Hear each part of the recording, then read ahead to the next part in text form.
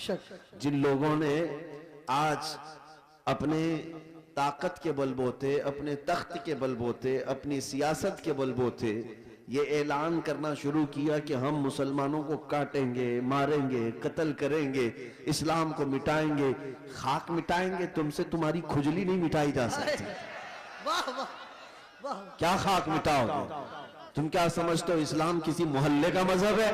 नहीं, किसी एक बस्ती का दीन है? इस्लाम की जड़ें तहतुस्सरा में है और इसकी शाखें औजा सुरैया पर। इस दरख्त को हिलाना तो दूर की, पत्ते का बहाल बेका करना भी मुश्किल है। दुनिया बहुत कोशिश करके देख चुकी, तुम्हारे पास कितनी ताकत है, न कारून के बराबर है, न शद्दाद के बराबर है, न फिरौन के बराबर है, न हामान के बराबर है। बड़ी बड़ी ताकतें आई, लेकिन दीन हक को कभी ना वो मिटा सकी थी, ना मिटा सकेंगी। और हम तो ये कहते हैं, ये जो तुम जुल्म का माहौल गर्म कर रहे हो, उसी वजह पर मैं आज गुफ्तगू कर रहा था। ये तो हमारे आमाल की शामत है। हम भटके हुए थे, हम भटके हुए थे, वरना कुरान में अल्लाह ने फरमाया वलन यजअलल्लाहु लिलकाफिरीना अलल मुमिनीना सबीला। अल्लाह हरगिज़ काफिरों को मोमिनों पर गलबा नहीं देता, बेशक हरगिज़ नहीं देता। लेकिन ये आज के हालात इसलिए हैं कि हम रास्ता छोड़े हुए हैं। एक बात मैं आपको बताऊं, आज के हालात के तनाजुर में एक बात मैं कहूं, बगदाद में मुसलमानों का मुल्क, तारीखी विरासत हमारी रही है। ततारियों ने हमला किया, तबाह बर्बाद किया बगदाद को, और इतना बर्बाद किया कि मुसलमानों की खोपड़ियों से मीनार बनाए। दरियाए दजला का पानी खून से लाल हो गया। बादशाह की जो बेटी थी ततारियों की, एक जगह से गुजर रही थी, एक सच्चे मोमिन को देखा, इन हालात में भी वो खड़े होकर अजान दे रहा है। सुभान, अजान दे रहा है। बादशाह की बेटी थी, उसने कहा ये अब कहां से आवाज आ रही जब हम कत्ले आम कर रहे हैं, गर्दन मार रहे हैं, ये कौन है जो अजान दे रहा है? फौजी फौरन गए और पकड़ लाए। या नमाजें पढ़ने से रोक रहे हैं, ये ग्राउंड में नहीं पढ़ेंगे, वो मैदान में नहीं पढ़ेंगे। कितने मैदानों को तुम कब्जा करोगे? हाँ, तुम सिर्फ और सिर्फ मैदानों को रोक सकते हो, पेशानियों को झुकने से कभी नहीं रोक, कभी नहीं रोक। इबादत का ज़ौक़ हमारे पास अल्लाह ताला की आता है। तो ऐसे हालात में अगर अजान दे रहा था कोई, तो ततारियों की वो बड़ी औरत थी, बादशाह की बेटी, उसने गिरफ्तार करवाया। लाओ इस मौलवी को, अब कौन है अजान दे रहा है? उसको पकड़ करके पूछा, तुझे खबर नहीं है बगदाद पूरा टूट गया, तबाह हो गया, बर्बाद हो गया, लाखों लोगों की लाशें पड़ी हैं, इसी बुनियाद पर कि तुम मुसलमान हो, हम मार रहे हैं, और फिर भी तुम अजान दे रहे हो। उस नेक व सालेह आलिम रब्बानी ने कहा, हाँ सब नजर आ रहा है, लेकिन मुझे मेरा रब भी है, मेरे लिए मेरा रब भी है। दुनिया चाहे जो भी हो, जब तक मेरी सांस नहीं निकलेगी तब तक मैं अल्लाह अकबर कहता रहूं। सुभान अल्लाह, सुभान। अब सुनिए, उस खातून ने मुतासिर होकर के पूछा, अच्छा अल्लाह सबसे बड़ा है? अल्लाह सबसे बड़ा है? कहा हाँ अल्लाह सबसे बड़ा है, उसी की तुम इबादत करते हो। ये हमारे और आपके लिए बहुत ही सूटेबल बात है। तुम अल्लाह की इबादत करते हो, लोग ये तुमको ताना मारेंगे, अगर तुम अल्लाह की इबादत करते हो तो अल्लाह तुम्हारी मदद क्यों नहीं कर रहा? यही उस ततारी औरत ने कहा कि तुम उसको अकबर कहते हो, फिर ये बगदाद में ये सब जो मरे हैं ये भी तो वही थे, ये भी तो वही थे, ये मारे गए और हम लोगों को गलबा हासिल हो गया बगदाद पे। देखो ततारियों पर, वो जालिमों को अल्लाह ताला ने गलबा दे दिया, तुम्हारा खुदा ही दिया है, फिर ऐसा क्यों हुआ? बहुत पते की बात सुनिए, उस आलिम दीन ने क्या कहा कि खातून मैं तुझे एक मिसाल बताता हूं। तुमने देखा होगा कि भेड़ बकरियां पालने वाला कोई चरवाहा बकरियां लेकर के चलता रहता है, रास्ते पर चलता है, होता होगा ना आपके यहां भी रेवड़, जी जी, बकरियां चलती रहती हैं, लेकिन बकरियां पालने वाला साथ में कुत्ता भी पालता है। बेशक बकरी और कुत्ते का क्या लेना देना, कौन सा ताल्लुक है?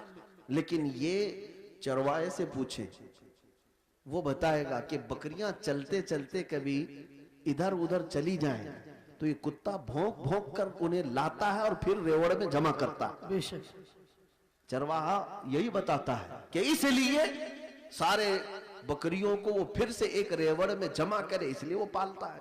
कुत्ते को इसलिए छोड़ा जाता है, इसलिए पाला जाता है। बिला तशबीह व बिला तमसील, जहनों को करीब करने के लिए उस बगदादी आलिम ने कहा, हम उम्मत मुस्तफ़ा हैं, बेशक हम चलते हैं सीधे रास्ते पर, लेकिन जब कभी इधर उधर भटकते हैं तो अल्लाह तुम जैसे कुत्तों को हम पर छोड़ता है। आए है बेशक कुत्तों को छोड़ता है ताकि तुम भोंक भोंक करके वापस सिराते मुस्तकीम पर ले आ सको। मेरे अजीजों, आज ये जिस कदर मजालिम हो रहे हैं, ये तुम्हें सीधे रास्ते पर इंशाल्लाह एक न एक दिन जरूर लेके आए। इंशाअल्लाह। मैं महसूस कर रहा हूं, चंद सालों पहले हर जलसे में लब्बैक या रसूल अल्लाह का नारा तो नहीं लगता था, लेकिन जालिम कुत्तों ने जब भौंकना शुरू किया तो अब फिर हमारा हर बच्चा लब्बैक कहने लगा।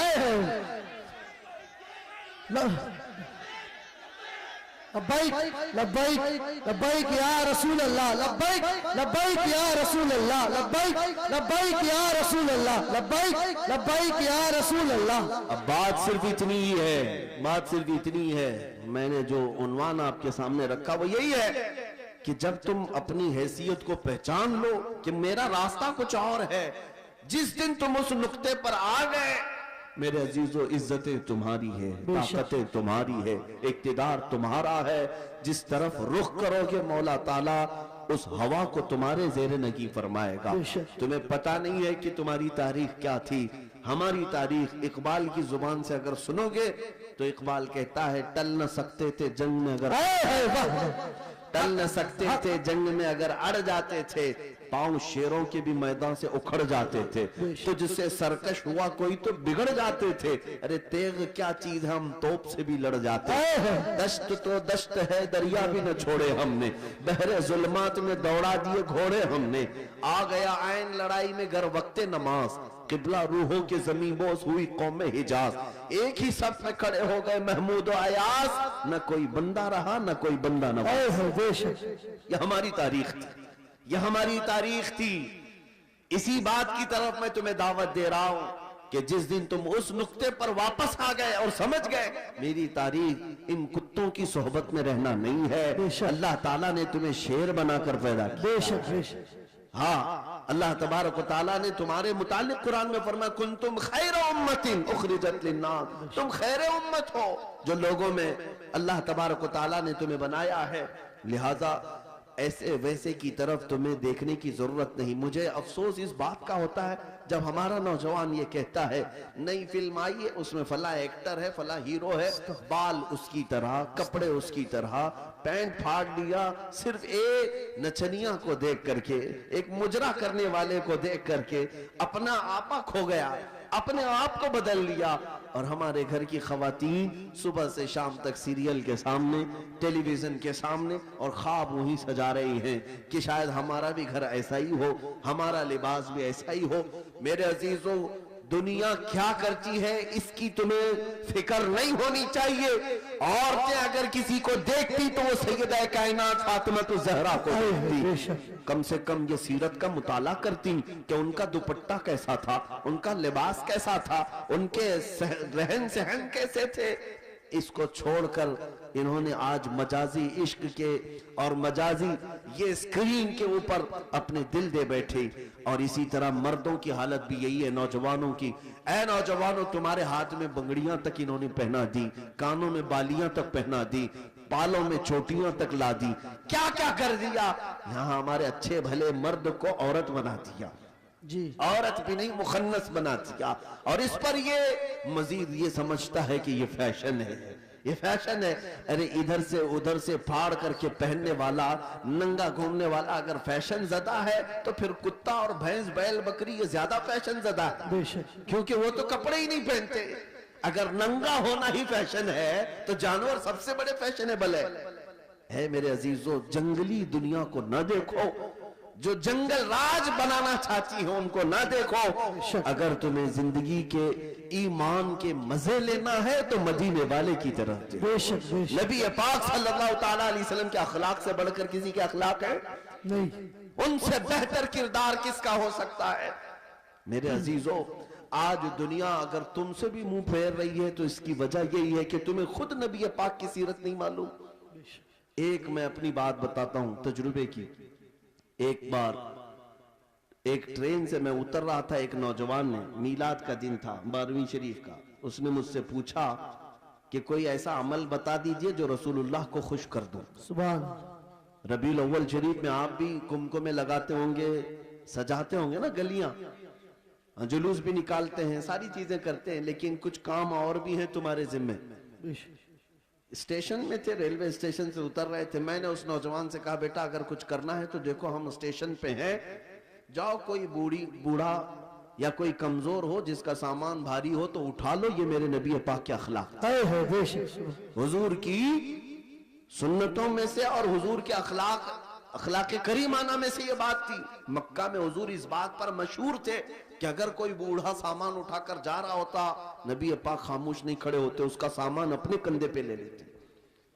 हाँ, हुजूर अकरम सल्लल्लाहु तआला अलैहि वसल्लम के मुताल्लिक हजरत खदीजतुल कुबरा रज़ियल्लाहु तआला अन्हा ने भी यही फरमाया कि आप बूढ़ों का, कमजोरों का बोझ उठाते हैं, अल्लाह आपके साथ बुरा कभी नहीं फरमाया। मेरे अजीजों, मैं आपको एक तजुर्बे की बात बता रहा हूं। वो नौजवान गया ढूंढते हुए, एक बूढ़ी औरत उतर रही थी 2 बड़ी थैलियां लेकर, उसके पास गया कि अम्मा जी ये मुझे दे तो मैं पहुंचा दूंगा आप तक। पहली बात में जाहिर सी बात है अजनबी को कौन सामान देगा। उसने मना किया कि भाई छोड़ दो, मेरा सामान मुझे ले जाने दो। वो नहीं दे रही थी, इसने जिद किया कि मुझे दे दीजिए। वो खातून कहने लगी पहले ये तो बता तू कुली है या सामान उठाने वाला है, ड्रेस से तो नहीं लगता, कहीं मेरा सामान उठा के भाग गया। उसने हकीकत बताई, अम्मा जी बात यह है कि आज 12 रबीउल अव्वल है, सुभान, हमारे प्रॉफेट मोहम्मद सल्लल्लाहु ताला अलैहि वसल्लम का जन्मदिन है, और हमारे नबी पाक सल्लल्लाहु ताला अलैहि वसल्लम बूढ़ों का और कमजोरों का बोझ उठाते थे। उनकी ये आदत थी, मैं चाहता हूं कि उनकी वो अदा पर मैं अमल करके उनको खुश कर दूं। सुभान सुभान। उस औरत के दिल पर ये बात लगी। वो नॉन मुस्लिम थी। उसने सामान उठा लिया, जहां तक जाना था वो खातून के साथ गया, टैक्सी किया और भेज दिया। नंबर शेयर कर लिए थे, वो औरत चली गई सामान लेकर। मेरे अजीजों, 6 महीने गुजर गए इसी तरह से। वो नौजवान मुझसे कहता है कि मुझे तो खबर नहीं थी, बात आई गई हो गई, एक बार इस तरह से किसी की मदद कर लिया। लेकिन 6 महीने के बाद वो एक खातून जो क्रिश्चियन थी, वो फोन करके कहती है कि बेटा क्या हालचाल है, तुझे याद है हम स्टेशन में मिले थे और तू मेरा सामान उठाया था। कहा हाँ अम्मा जी याद है। कहा कि पिछले 6 महीने से मैं तेरे नबी की सीरत ही पढ़ रही हूं। सुभान अल्लाह, सुभान सुभान। तूने मुझे उनकी तरफ डाइवर्ट कर दिया और हर दिन उनकी बात पढ़ती हूँ तो मजा कुछ और ही आता है, सुभान, लुत्फ कुछ और ही आता है। अजीज़ाने गिरामी वक़ार, आज भी दुनिया तुम्हारे नबी को अगर पहचानेगी तो तुम्हारे अखलाक से पहचाने, बेशक, सुभान, तुम्हारे किरदार मानो अपने नबी पाक। लिहाजा तुम्हारे ये जिंदगी गुजारने के तौर तरीके ऐसे नहीं होनी चाहिए कि दुनिया तुमको देख करके ये कहिए निहायत गंदे रहने वाले कहां किस दीन की तरफ बुलाएंगे। न इनके यहाँ पाकीज़गी है, न तहारत है, न सफाई है। आज नशा अगर कहीं बिकता है तो लोग तुम्हारी तरफ इशारा करते हैं। पता पूछो कि नशा कहाँ मिलता है तो मुसलमान मोहल्लों की तरफ इशारा कर देंगे। करते भी यही हैं, बेचते भी यही हैं। और मेरे अजीजों, सबसे ज्यादा जराइम कहाँ होते हैं? लोग तुम्हारी तरफ इशारा करने लगते हैं। मैं ये नहीं कहता कि हम जराइम पेशा हैं, लेकिन तुम गैरों की साजिशों के नजर हो गए। एक बादशाह ने अपने वजीर से पूछा था, मेरी कुर्सी लंबी देर तक मुझे कायम रखना है, क्या करूं? वजीर चालाक था, उसने कहा रोज रोज नई स्कीमें देते रहोगे, खाएंगे फिर पूछेंगे तुम्हें कि फिर नई स्कीम क्या आई है। कहा अगर लंबी देर तक अपनी कुर्सी कायम रखना चाहते हो तो एक ही काम है, अपनी पूरी रियाया को नशा खिलाना शुरू करो। चरस, भंग, सारी चीजें इनको पिलाने की आदत डाल लो। बादशाह ने पूछा ऐसा क्यों? कहा जब ये सब नशेड़ी हो जाएंगे तो कब तुम्हारी कुर्सी की तरफ देखेंगे जी। उनको उनका नशा मिल जाएगा, बस वो सोचेंगे भी नहीं कि कौन हुकूमत कर रहा है, कौन कुर्सी पे बैठा है जी। इस फार्मूले पर दुनिया आज भी अमल करती है जी। अगर हक बात कोई जमात दुनिया में करती है तो वो मेरे मुस्तफा के गुलामों की जमात। बेशक बेशक। दुनिया को ये पता है कि ये अगर उठ गए तो कुर्सियां भी हिलाते हैं। बेशक। ये अगर उठ गए तो हक बात के ऐलान के लिए अपनी गर्दनें भी लुटा देते हैं, कटा देते हैं। बेशक इसलिए पूरी दुनिया ने ताकत ये लगाई कि इनके मोहल्लों में नशा ज्यादा रहे, इनके मोहल्ले में अय्याशी ज्यादा रहे। ये सारे फैशन कहां से शुरू किए जाते हैं आपको पता है? आज सऊदी अरब पूरी दुनिया का टारगेट बना हुआ है। इजराइल वहां उतरा हुआ है, अमेरिका वहां उतरा हुआ है, रशिया, यूके सब वहां उतरे हुए हैं। हम तो उसे मरकज इस्लाम मानते हैं, मक्का मुकर्रमा और मदीना तैयबा होने की वजह से, इसलिए नहीं कि बादशाही हुकूमत है। लेकिन जिनको पूरी दुनिया में अपने फैशन फैलाना था फैला देते, लेकिन अरब में क्यों गए? इसलिए कि उन्हें पता है, बहुत जमाने पहले इकबाल ने कहा था, यूरोप अगर किसी बात से घबराता है ना मुसलमानों से, तो किस बात से? ये फाका कश मौत से डरता नहीं जरा, बेशक रूहे मोहम्मदी इसके बदन से निकाल दो, अल्लाह रूहे मोहम्मदी इसके बदन से निकाल दो। अरब को देख करके अजम के तखय्युलात इस्लाम को हिजाज और यमन से निकाल दो। जी बेशक ये इकबाल ने बहुत पहले 100 साल पहले कहा था। आज उस पर दुनिया अमल कर रही है।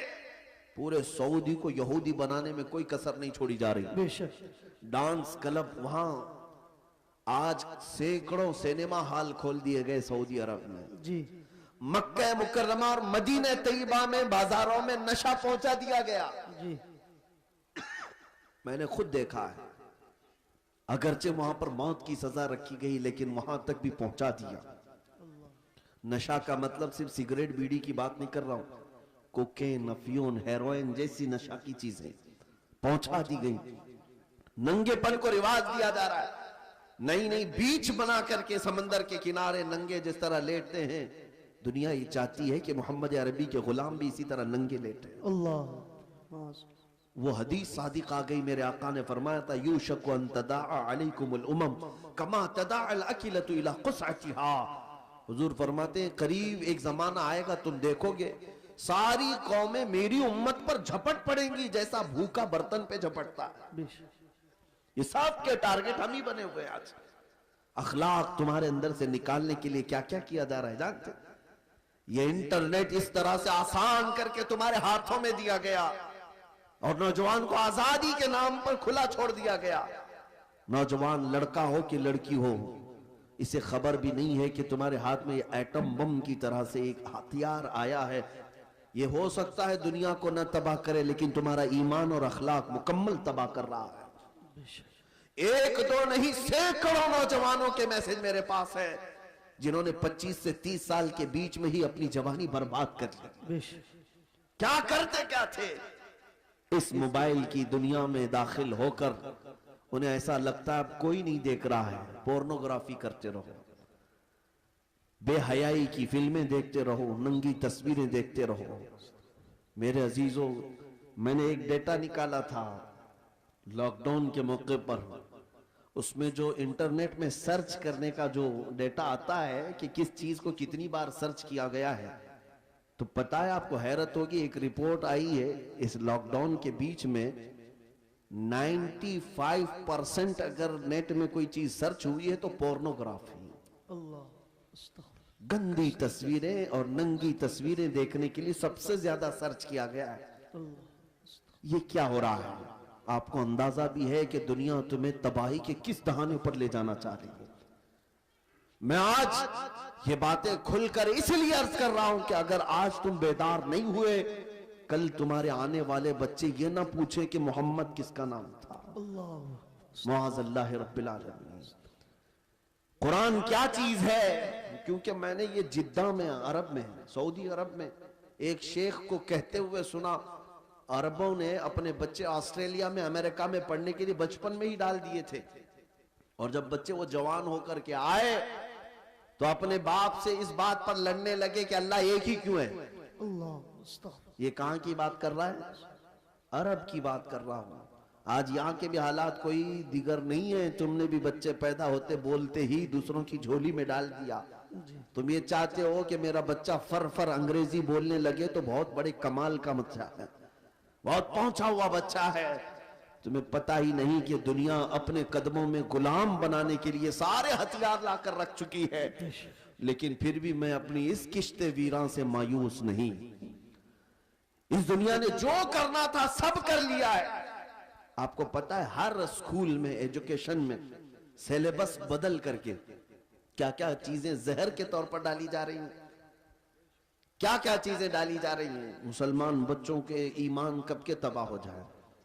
एक स्कूल के एक किताब मेरे पास लाई गई थी, काफी साल हो गए, जिसमें चौथी या पांचवी की या तीसरी की, उसमें इंग्लिश में एक पोयम थी जिसका मतलब ये होता था कि खुदा कभी कभार उतरता है, इंग्लिश में गॉड उतरता है और बीच पर नाचने वालियों को गौर से देखता है, कभी वाइन पीता है, नाउज़ुबिल्लाहि मिन ज़ालिक। ये बचपन के उन दिमागों में अगर ये चीज जाए, मैं किताब तलाश करता रहा, मुझे नहीं मिली। किसी साहब ने कहा था कि कोई टीचर ये पढ़ा रही थी स्कूल में, अगर यही सारे मामलात रहे तो मेरे आका की वो हदीस भी सादिक आती, कुल्लु मौलूदिन यूलदु अलल फितरा व अबवाहु युहव्विदानिही औ युमज्जिसानिही औ युनस्सिरानिही। हर पैदा होने वाला बच्चा इस्लाम की फितरत में पैदा होता है, लेकिन उसके माँ बाप उसे यहूदी बना देते हैं, ईसाई बना देते हैं, या आग का पुजारी बना देते हैं। आज यही तो हालात है। तुम्हारे घर का बच्चा तो ईमान पर पैदा हुआ था, लेकिन तुमने किसी और की गोद में डालकर कब के उसे काफिर बना दिया। और नबी पाक सल्लल्लाहु ताला अलैहि वसल्लम ने यह भी फरमाया, क़यामत के करीब एक जमाना ऐसा आएगा तुम पर, सुबह तुम मोमिन रहोगे, शाम में काफिर हो जाओगे, रात को मोमिन सोओगे, सुबह काफिर उठोगे। मैं सोचता था ऐसा कैसे हो सकता है। मेरे अजीजों, दुनिया ने इतने हथियार भी तुम्हारे पास रख दिए हैं, तुम्हें खबर भी नहीं होती। तुम गाने सुनते सुनते सो रहे होते हो, कई कुफरिया कलमात उसमें आते हैं, रात को तो ईमान वाले थे, सुबह सुन करके काफिर हो चुके।